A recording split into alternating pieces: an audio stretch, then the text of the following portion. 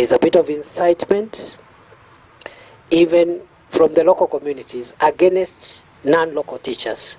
So some of the threats are coming from the local communities themselves, and we must therefore look towards engaging local communities to accept the reality that they don't have enough teachers and they will rely on teachers from elsewhere.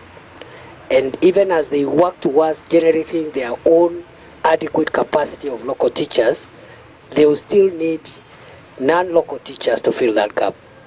So when they incite harm on non-local teachers, they're actually harming the education of their own children. And I must say I come from the region affected, and given I have a lot of hindsight in what is happening and what the government is doing, I must take this opportunity to, in terms of what the government is doing in terms of security, and also what the leadership is doing in terms of dealing with security. I know my constituency, for example, Elwak, was the last station you visited in Northeastern, the last time you visited. Having said that, this problem is a massive problem, and it is affecting our entire nation, because we have non-locals who are coming from all walks of life from every part of this country, serving in that part of the world. Basically because there are teaching jobs available, and there are very many Kenyans who are unemployed, who are qualified as teachers and who would want to get employed there. Al-Shabaab has been a problem to this country and has been a problem particularly to that region. And they are against everything that we are as Kenyans. They are against our culture. They are against our way of life. They are against our democracy. They are against what I was trying to say is, it's not time to blame each other that so and so is doing or is not doing.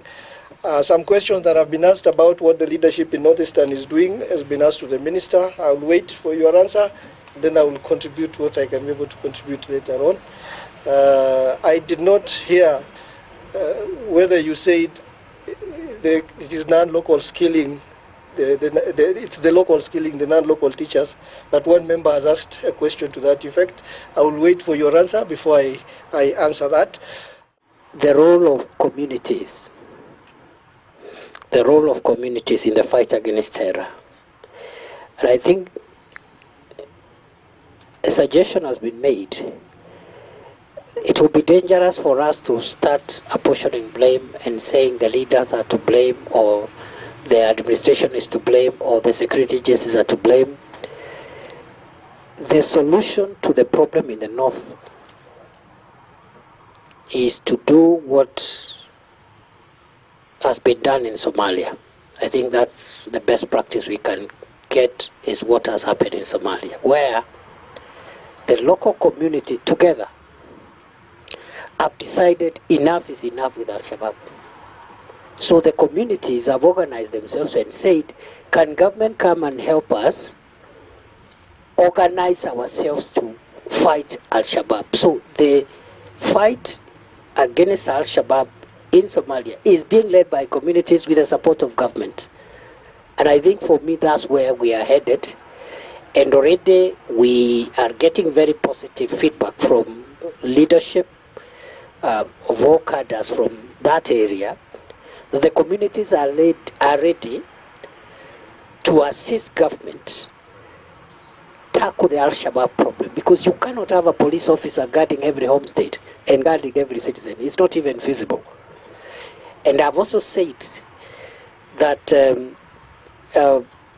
because of the very close relationship in terms of language, religion, and culture between our brothers and sisters in Northeastern and the people who come from the other side of the border, this problem can only be resolved if it is community-led with the support of government, so that again we don't have anarchy. And if we try that, I think we'll achieve a lot of progress.